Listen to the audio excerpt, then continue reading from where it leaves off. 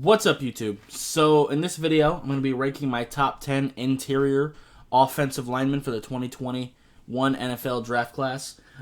Initially, I was going to do guards and centers separate, but honestly, there just isn't enough centers I like to even be worth doing that for. So I'm going to be combining them. But I will say what position I think that they should play at. I will say Quinn Meinerz isn't on this list. He would be just outside of the list, probably. I just like these guys a little bit more, but I do like Quinn Meinerz. I think he'd be good on day 3. So with that, let's go ahead and get into it. Josh Myers, center out of Ohio State. So he is 6'5" and 312 pounds. He's pretty good with his hand fight. He climbs really, really well, meaning if you're familiar with my channel, you should understand the concept. But basically, he's good at helping his guard initially in a zone run play, help him with the D tackle, and then eventually climb up to block a linebacker. So he's very good at doing that. He can move a little bit too. He does have some athleticism. He's got a good anchor. He deals with power pretty well.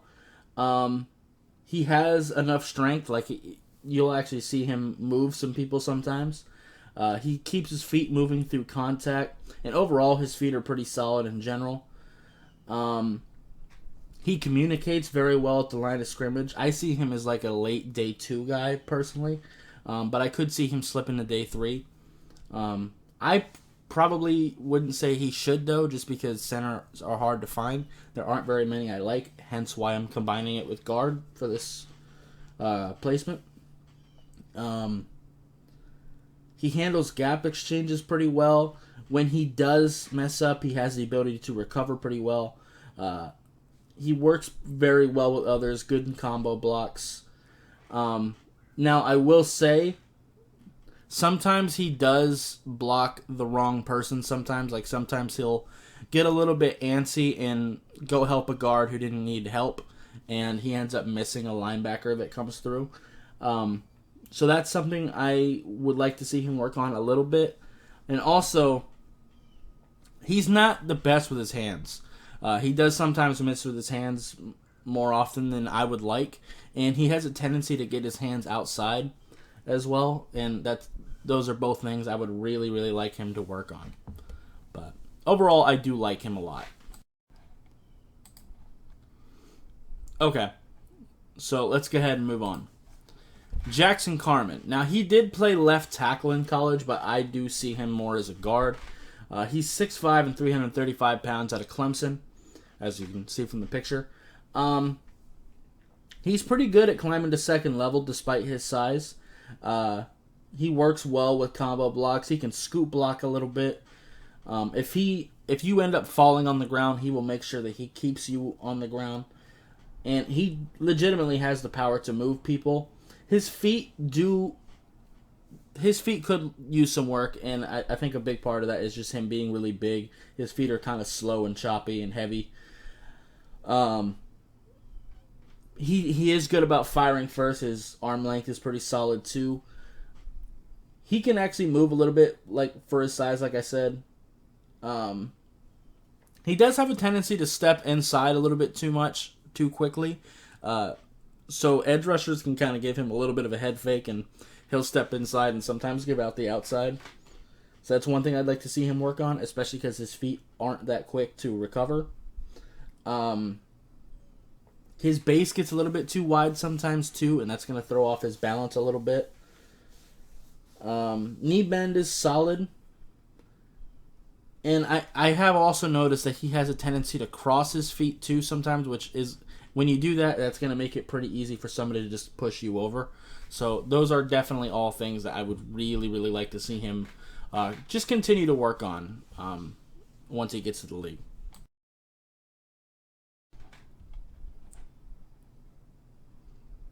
So moving on, we've got Jalen Mayfield out of Michigan. He's 6'5" and 320 pounds.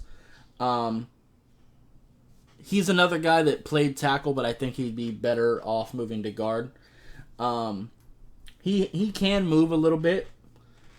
He's got some pretty good knee bend, and he has the power to get the job done. I think that he's very good against power rushers.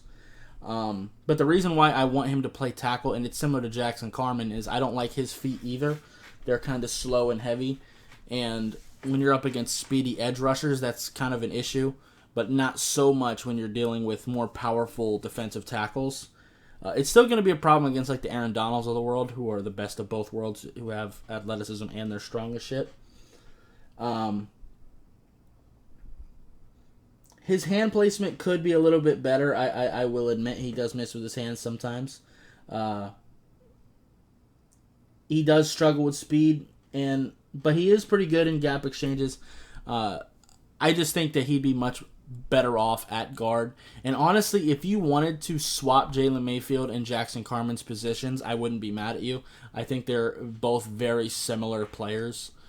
But I think you'd be okay with both of them getting them in day two. I mean, offensive line in the NFL is pretty limited as far as skill goes. So I think somewhere in the third round makes sense for all three of the guys really that I've mentioned so far, including Myers.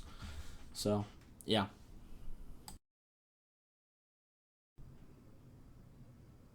Okay, so moving on. Creed Humphrey is my interior offensive lineman number 7. So obviously he is a center. Very, very, very solid one. He's got the strength you want. He can move some people. He's about 6'5", about 320 out of Oklahoma. He communicates extremely well. I remember I mentioned this in my video on him. And by the way, I have videos on all these guys. If they're not out already, they will be out before the draft.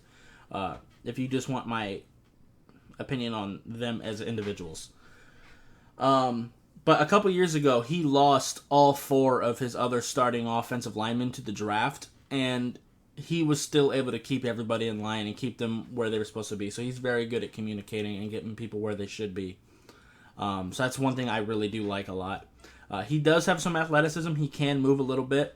I will say with like zone run, he does have a tendency to miss on the second level. But he doesn't miss in like pass sets or like regular run sets. It's just once he starts to get to the next level, he does have a tendency to miss linebackers who are a little bit quicker. So be aware of that. I think he's more so in line for a power run type deal. He's very good in combos. He has the strength to get the job done. He can sometimes just straight up just move one tex. So he definitely has enough power. Now, one thing I will say, and I know this will hurt him for some teams, is that he is a left-handed center. It doesn't really bother me that much, but I know a lot of people don't prefer left-handed centers just because the ball is going to rotate the opposite way, and that can cause some drop problems for some quarterbacks.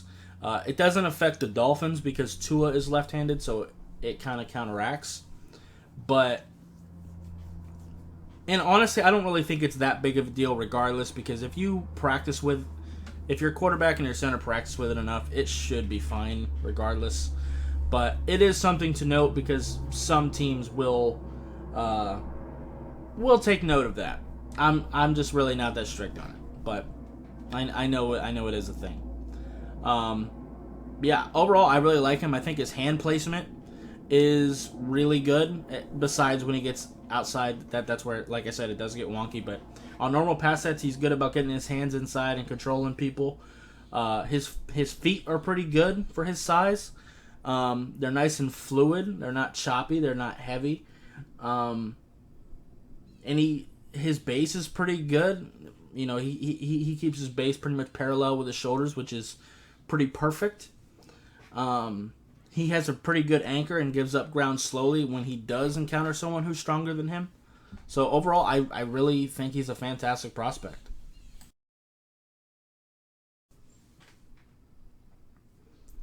Okay, so moving forward, our number 6 interior offensive lineman is Trey Smith out of Tennessee. So he is 6'6" and 330 pounds. He is a guy that started his college career off playing left tackle. But as a senior, he was moved to guard, and I do believe that he should stay at guard in the NFL. He's better there. He has some legitimate power, and he's very good in combo blocks. He has a nice punch that really throws people off. He climbs pretty well, especially for his size. I've mentioned that and explained it earlier in this video. He has a pretty nice little quick set if he doesn't counter someone faster than him. I don't want him to do it too often because you can get into trouble doing that. Quick setting meaning instead of, coming back on your pass protect set, you just kind of, the second the ball snaps, you just come out and just punch somebody in the chest. But when you do that, sometimes people can get a hand on you and pull cloth and you end up on your face. It doesn't really happen to him too much, but it is something to take into consideration if you're going to quick set. You can do it, just don't do it all the time and don't be predictable with it. I will say his feet are very heavy. So that is one thing to consider, and that's why he is better off at guard. His hips and base are solid, though. He keeps his feet pretty much parallel with his shoulders, which, like I said with Creed Humphrey, that's pretty much how you want it. And his hands could get inside a little bit more consistently, I will say. But overall, I think he's a fantastic prospect. He has a lot of raw skills that translate to the next level. And if you can improve those hands, I think he can be a really, really solid guard for you. And I think he's solid right now, especially if you're like a power run team. He doesn't necessarily fit a zone run team quite as much, but he can do it a little bit. But, yeah, I really like him a lot. Okay, so the next prospect is actually someone who was in my tackle video too, and there's two others in this video that were also in my my tackle video, but I have to include them in here too because I think they would also be good at interior offensive line. Elijah Vera Tucker of USC. And this guy actually has played guard and tackle. He played guard as an underclassman, like in his junior year, and then he played tackle his senior year, or redshirt junior year, really. But yeah, so he's 6'4" and 315 pounds. And I've mentioned with him before, his feet are inconsistent, but he does show bursts of it being really good. His arms are a little bit short, but and I think that problem does disappear a little bit at guard, where you're going to be coming in contact a little bit quicker. But also, he's pretty good with his hands, so it's fine. He does need to hit first, which does translate to guard as well, like I said. He can move a little bit, so if you're looking for a zone run guard, this guy is probably the first one that I mentioned that would be really good for that. He's good in combos. He's got some okay thump to him. Like, when he punches somebody in the chest, like, they actually move back a little bit. So he does have some strength. But I will say he does need to finish a little bit. That is one thing I would say about him. But overall, I do think he is a fantastic prospect. I really do. And I think he can play guard and tackle for you, which does give you some flexibility in case injuries happen on your line. So, yeah, there's that. Okay, so moving forward is one of my favorite prospects of this entire class. Not necessarily the best, but one of my favorites. Deonte Brown out of Alabama. Now, I've made a video on him before, and I'm a big fan of him. He is 6'4" and 350 pounds. If you're a power run team, this dude is an absolute monster for you. So he's played left guard and right guard at Alabama, so that's something to note.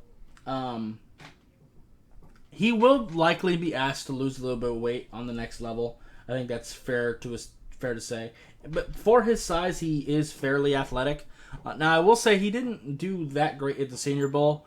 But honestly, it doesn't really matter to me that much just because, honestly, with what his film says, it kind of outweighs what he did at the Senior Bowl for me. So that just is what that is. He pulls pretty well, which is nice. He has some great scoop blocks. He handles gap exchanges very well, especially for his size, and he does not miss with his hands. He is very consistent. He gets his hands inside. He punches people in the chest hard as shit.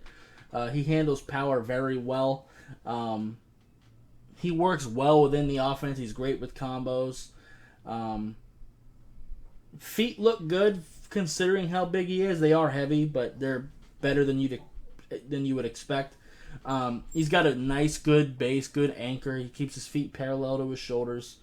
You are not gonna just bowl through him. He handles power extremely well, both because of his anchor and because he's a fucking monster too. He doesn't get lost in zone run, which is nice to see. And one thing to note too, in 2019, Deonte Brown was a top 10 pick last year. Not Deonte Brown, but Derek Brown for the Carolina Panthers. Deonte Brown whooped that dude's ass. So that helps your resume. And when he does slip up, he is very good at recovering just because of how strong he is. So even if he does miss with his hands and he gets his hands in a bad spot, he's so strong that he can overcome it a lot of times. He's not always super flashy, but he will get the job done consistently. His knee bend is good. You can't move him. You just can't. And he does finish people. Like, I love Deonte Brown. Like, he's one of my favorite prospects of this class.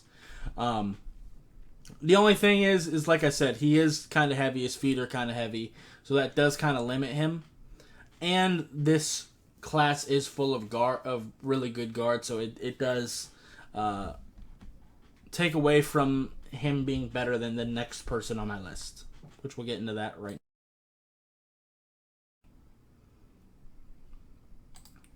Landon Dickerson. I'm a massive fan of Landon Dickerson. I know he has a huge history of injuries, but he is such a good player, man. He's 6'6" and 325 pounds. He's a center. He communicates extremely well. He runs that offensive line extremely well. Very good upstairs. He has plenty of power. He will absolutely bully people. And I've mentioned offensive linemen in my tackle class, like Darisaw, where Darisaw will only block until he doesn't have to anymore, and then he'll let go. He's not trying to finish.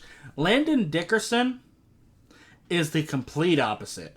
If nobody is running through his gap, he is searching for somebody to smack in the mouth. And I love that. He has a lot of anger to him. He handles power extremely well. You're not going to run through him. Fantastic anchor. He's strong as shit.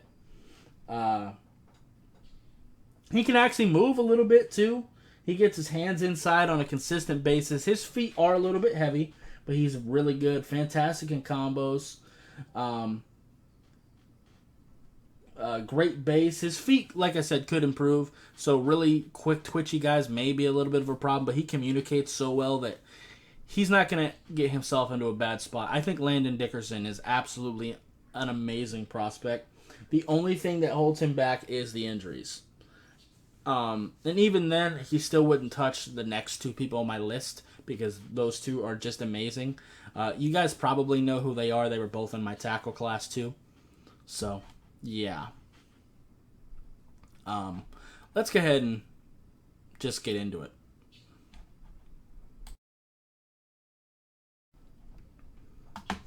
So, my next person on the list is a guy who's played tackle, guard, and center in college. Rashawn Slater. Now, he is my number one tackle, but he is my number two interior offensive lineman. So you know who my number one is at this point. For interior, not tackle. So Rashawn Slater is 6'4" and 315 pounds, and his arms are a little bit short. That's why a lot of people are wanting him to play guard. I think he should stay at tackle, but if he does play guard or center, he'll still be a good player. I just think he should stay at tackle. I think that's where he's best, but he's very good at this too. He does have short arms, like I said, but he's so good at defeating your hands and getting his hands inside on you, it really doesn't matter.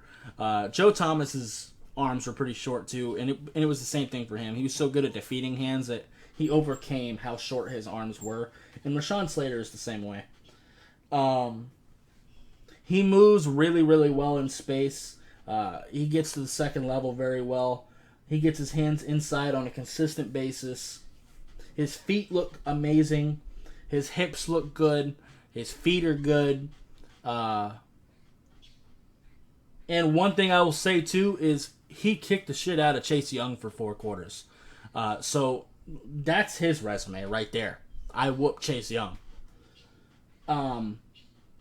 I think he's ready to go right now at the NFL level. He's got great knee bend. He has plenty of power. He's not as monstrous as the next guy on my list as far as power goes, but he has by far the best technique out of anybody in this class, and it's not close. So, okay, so for my number 1 interior offensive lineman, Pouncey Sewell. I have my issues with him at tackle, but all of those issues go away by playing him at guard. He is 6'6" and 330 pounds, and you guys know who he is. He is a physical specimen. For his size, this dude is crazy athletic. He moves extremely well for being as big and monstrous as he is. And his feet are actually pretty decent, too.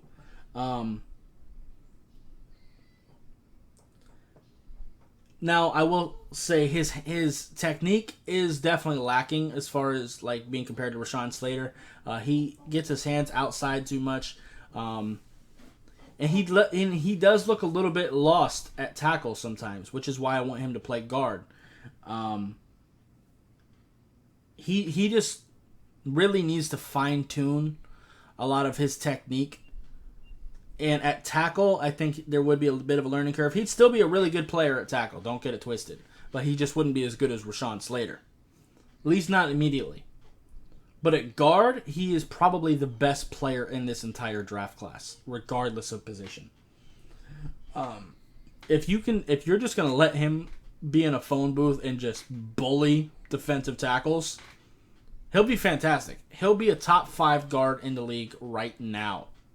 That's the talent level that he's at. That's why I want him to play guard. It's not because he can't play tackle. He can't. And he'll be a solid tackle right now. But I think you can plug him in at guard right now and him be top 5 in the league. Like, he has that type of potential at guard. Not even potential. Like, because it's already there. It's not something he has to develop. It's already there. He finishes plays consistently because he's just strong as shit. Like I said, the big thing is that he just looks a little bit lost. He climbs the linebackers really well. He's strong as shit. His base can get a little bit wide sometimes, so that could throw off his balance. A lot of it is just technical problems with him. But physically, he is so impressive. Strong as shit, athletic as shit. Feet are okay. But his hands need to be more consistent. And he just looks a little bit lost at tackle, not knowing who to block. But at guard, you don't have to think twice about it. Just smack the person in front of you. That's all you got to do, and just bully him. And I think if that's what Pouncey Sewell has to do, I think he's going to be an amazing player. I think he's going to be a good player no matter what, barring like a crazy injury or something like that. But I think if you play him at guard, it's over. But anyway, that's going to be it for this video. If you liked it, appreciate you hitting that like button. If you have any questions or comments in the comments down below, subscribe if you haven't already, and I'll see you next time. Bye, guys.